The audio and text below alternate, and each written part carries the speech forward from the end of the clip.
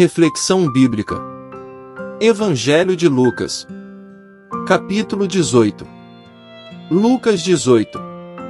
O poder da persistência, da humildade e da renúncia. Em Lucas 18, veremos Jesus contar a parábola do juiz injusto e a do fariseu e o publicano, convidando as crianças a se achegarem a ele e ensina como alcançaremos a vida eterna.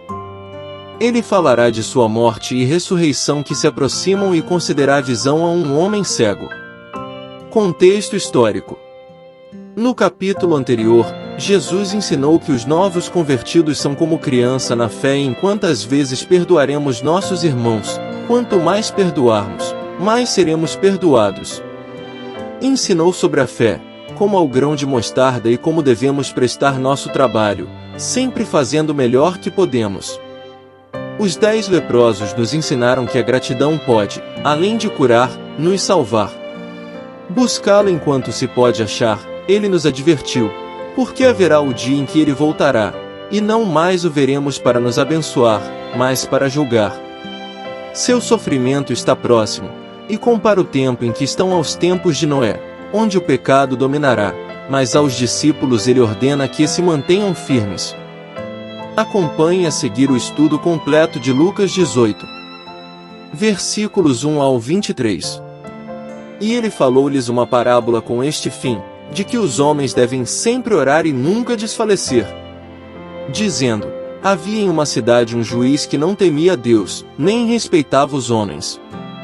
E havia naquela cidade uma viúva, e ela veio a ele, dizendo, vingue-me do meu adversário. E por algum tempo ele não quis, mas depois ele disse consigo, ainda que eu não temo a Deus, nem respeito os homens. Todavia, como esta viúva me incomoda, vou vingá-la, para que ela não continue a vir me cansar. E disse o Senhor, ouvi o que diz o injusto juiz. E Deus não vingará aos seus próprios eleitos, que clamam a ele dia e noite, já que é longânimo para com eles. Eu vos digo que, ele os vingará rapidamente. Quando, porém, vier o Filho do Homem, porventura achará fé na terra. E ele falou esta parábola a uns que confiavam em si mesmos, que eles eram justos, e desprezavam os outros. 2 homens subiram ao templo para orar, um fariseu, e o outro publicano. O fariseu, posto em pé, assim orava consigo mesmo, ó Deus, eu te agradeço, porque não sou como os outros homens, extorsionários, injustos e adúlteros, nem como este publicano. Eu jejuo 2 vezes na semana, dou os dízimos de tudo quanto eu possuo. E o publicano, estando em pé de longe, não queria levantar seus olhos ao céu, mas batia sobre o seu peito, dizendo, ó Deus, tem misericórdia de mim, pecador. Eu vos digo que este homem desceu justificado para sua casa, em vez do outro, porque todo o que a si mesmo se exaltar será humilhado, e o que a si mesmo se humilhar será exaltado. E eles traziam-lhe também os bebês, para que ele os tocasse, mas os seus discípulos, vendo isso, os repreendiam. Jesus, porém, chamando-as para si, disse, deixai vir a mim as criancinhas, e não as proibais, porque das tais é o reino de Deus. Verdadeiramente eu vos digo, qualquer que não receber o reino de Deus como uma criancinha de forma alguma entrará nele. E um certo governante perguntou-lhe, dizendo, bom mestre, o que eu farei para herdar a vida eterna? E Jesus lhe disse, por que me chamas bom? Ninguém é bom, senão um, que é Deus. Tu sabes os mandamentos, não cometerás adultério, não assassinarás, não furtarás, não dirás falso testemunho, honra teu pai e a tua mãe. E ele disse, tudo isso eu tenho guardado desde a minha juventude. Ora, Jesus ouvindo estas coisas, lhe disse, ainda te falta uma coisa, vende tudo quanto tens, e distribua entre os pobres, e tu terás um tesouro no céu, e vem e segue-me. E, ao ouvir esta palavra, ele ficou muito triste, porque ele era muito rico. Versículo 1. Mais uma parábola. Esta parábola fala da tendência comum de desfalecer e parar de orar antes de receber uma resposta de Deus. Versículos 2 e 3. O poder da oração. Este juiz não era um homem religioso, muito menos compassivo. Naquela cultura, a viúva era praticamente indefesa. Sua única esperança era que seu insistente apelo por justiça fosse atendido. Versículos 4 e 5. Não desista. Apesar de o juiz não ter princípios e de que se recusou a atender ao pedido da viúva, talvez estivesse esperando que a viúva lhe oferecesse propina, ele acabou cedendo e lhe fazendo justiça por causa de seu incômodo e porque sabia que, daqui a pouco, ela iria esgotar sua paciência. Versículos 6 a 8. Deus nos ouve. Jesus quis contrastar um injusto juiz com Deus. Ao contrário do juiz injusto, Deus não apenas concederá justiça a seus filhos que oram constantemente por isso, como também fará isso rapidamente. O final do verso 8 se refere ao fato de que a fé verdadeira será rara na terra quando Cristo voltar, Mateus 24 versos 12 e 13. Versículo 9. Outra parábola. A parábola a seguir é sobre os fariseus, versos 10 e 11. A expressão, uns que confiavam em si mesmos, descreve a aparência de justiça própria demonstrada pela maioria dos fariseus, versos 11, 12 e 14. Versículos 10 ao 14. O fariseu e o publicano. Por volta da hora do sacrifício da manhã e da tarde, havia momentos em que as pessoas podiam orar no templo, mas também era permitido orar em particular em outros momentos. Aparentemente, os fariseus cumpriam as exigências da lei de Moisés e ainda iam além. Tudo o que se exigia era dar o dízimo de todos os ganhos. Ele tinha orgulho de suas ações e de ser religiosamente superior a pessoas como aquele publicano. Por sua vez, o publicano sabia que, sendo um pecador, ele merecia apenas a ira de Deus.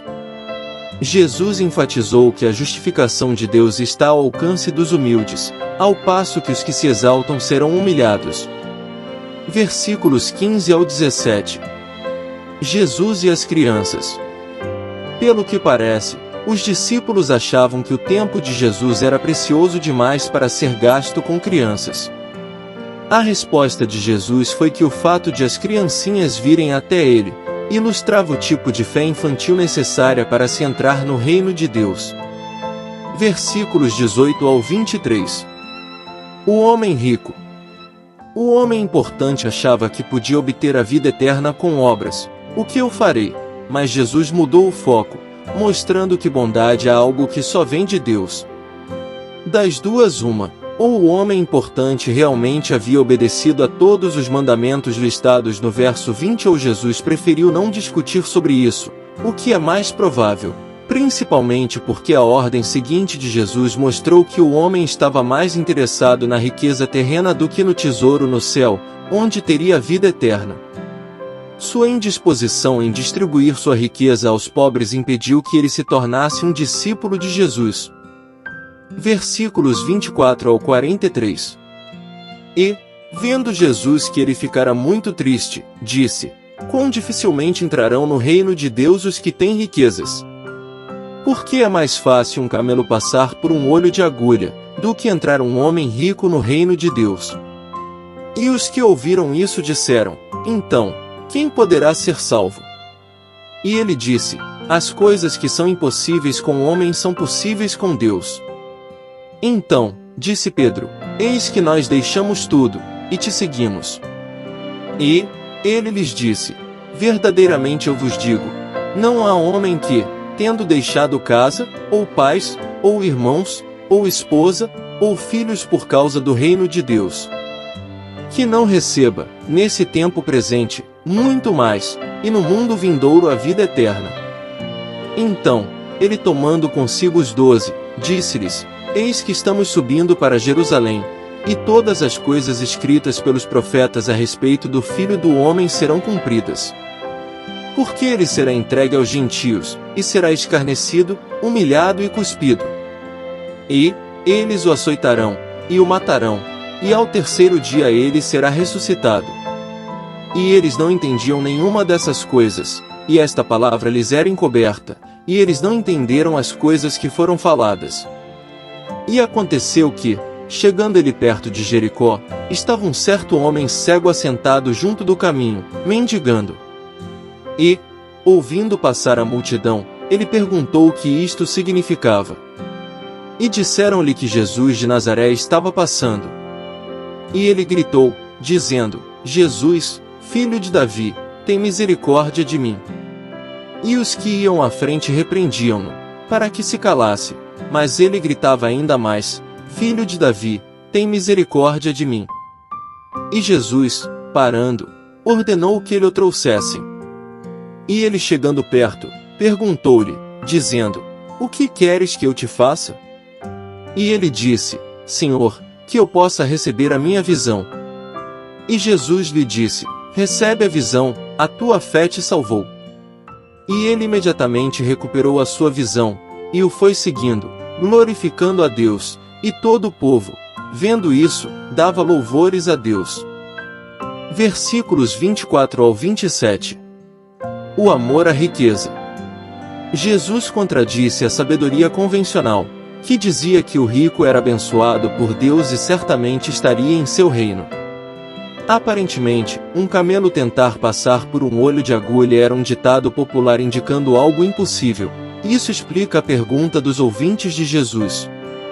Ele respondeu dizendo que ninguém pode ser salvo por seu próprio esforço, mas somente pela graça de Deus. Versículos 28 ao 30. A recompensa.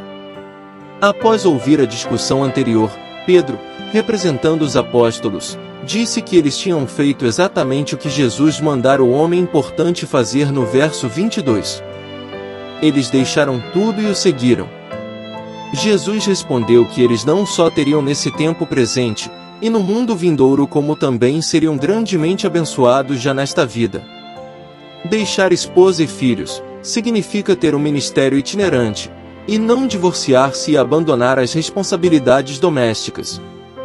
Versículos 31 ao 34. O sofrimento de Cristo. Assim como na porção intermediária do Evangelho de Lucas, aqui também a narrativa se move em direção a Jerusalém. A única passagem dos profetas do Antigo Testamento que fala do Filho do Homem é Daniel 7 verso 13 e seu contexto. Todavia, há diversas profecias maiores acerca dos sofrimentos do Messias, principalmente Salmo 22 e Isaías 53. Será entregue e ao terceiro dia ele será ressuscitado, antecipam a narrativa que vai de Lucas 22 verso 63 a Lucas 24 verso 12. Os discípulos não entenderam o que Jesus quis dizer com essas coisas até o dia em que ele de fato ressuscitou. Versículos 35 ao 43. O cego de Jericó. Em Lucas 17 verso 11, parece que Jesus atravessou o rio Jordão para a margem leste, próximo à divisa entre Samaria e Galileia. Agora ele atravessou o rio de novo, para a margem oeste, em frente a Jericó. Quando o cego perguntou que multidão era aquela, a única resposta foi que estava chegando Jesus de Nazaré, ou Jesus, o Nazareno. Nazaré era uma cidade pouco importante da Galileia. Não há nada de messiânico nesse título. Contudo, quando o cego exclamou que Jesus era filho de Davi, ver Mateus 1 verso 1, ele estava confessando que Jesus era o Messias. Sua fé foi a base de sua cura. Seu clamor, tem misericórdia de mim, motivou Jesus a restaurar sua vista. É irônico que este cego, e agora era discípulo de Jesus, na mesma hora já pudesse ver, ao passo que os 12 apóstolos ainda não conseguiam ver para onde Jesus e seu ministério estavam caminhando, ver nota nos versos 31 ao 34. 5 importantes lições que podemos aprender em Lucas 18. Persistência na oração. A parábola do juiz iníquo destaca a importância da persistência na oração. Jesus ensina que devemos orar continuamente e não desanimar, confiando que Deus ouvirá e responderá às nossas petições justas. Humildade na oração. Na parábola do fariseu e do publicano, Jesus enfatiza a importância da humildade diante de Deus. Ele ensina que aqueles que reconhecem sua necessidade de misericórdia e se humilham diante de Deus serão exaltados. Receber o reino como uma criança. Jesus exorta seus discípulos a receber o reino de Deus como uma criança. Isso implica em uma fé simples, confiante e humilde, desprovida de orgulho e pretensão. Renúncia e seguimento. A história do jovem rico destaca a importância de renunciar às riquezas materiais e seguir a Jesus. Jesus ensina que nada deve nos impedir de segui-lo completamente, e que aqueles que abrem mão de tudo por amor a Ele, receberão uma recompensa eterna. Cura e gratidão. O relato do cego de Jericó que é curado por Jesus demonstra a importância da gratidão. O homem curado imediatamente louva a Deus e segue a Jesus, mostrando que aqueles que recebem bênçãos de Deus devem expressar gratidão e servir ao Senhor de todo o coração. Conclusão. Na parábola do juiz iníquo, Jesus ministra um precioso ensinamento sobre o dever de orar. A construção da parábola é em torno de dois personagens que exemplificam muito bem as nossas dificuldades do dia a dia e como lidar com elas. Cristo deseja que tenhamos intimidade com Deus por meio de um relacionamento sincero e consistente, através da oração. Nenhum relacionamento profundo e duradouro é construído sem que haja comunicação. Na parábola, ensina sobre uma das coisas mais importantes, a persistência. Ele nos mostra que não podemos desanimar na oração mesmo que ou ainda que as circunstâncias ao nosso redor gritem o contrário. Em outra parábola, Jesus Cristo nos ensina uma preciosa lição de humildade. Aqui ele ataca diretamente o sentimento de orgulho dos fariseus. Com uma oração arrogante e cheia de preconceitos, o fariseu se dirige a Deus com uma oração que jamais tocará o coração de Deus. Por outro lado, o publicano se dirige a Deus com humildade e humilhação, não se considerando digno de estar ali, orando a Deus. A conclusão é a de que o nosso relacionamento com Deus não se baseia nos princípios dos fariseus, mas deve ser como o do cobrador de impostos, humilde e arrependido. Jesus abençoa as crianças. Inclui elas em seu ministério e ensina que devemos receber o reino de Deus como elas, contrastando logo a seguir com o homem rico, que ficou triste por ter que vender tudo o que tinha para seguir a Jesus. Por fim, temos a mostra clara de uma das parábolas de Jesus, o cego de Jericó, assim como a mulher do juiz iníquo, não se cala, persiste, gritando pela cura, e Jesus a concede. E que seja assim também em nossas vidas, que oremos e busquemos antes, durante e depois de receber nossos milagres. Amém. Graça e paz por parte de nosso Deus e Pai, e de nosso Senhor e Salvador, Jesus Cristo, estejam sobre nossas vidas.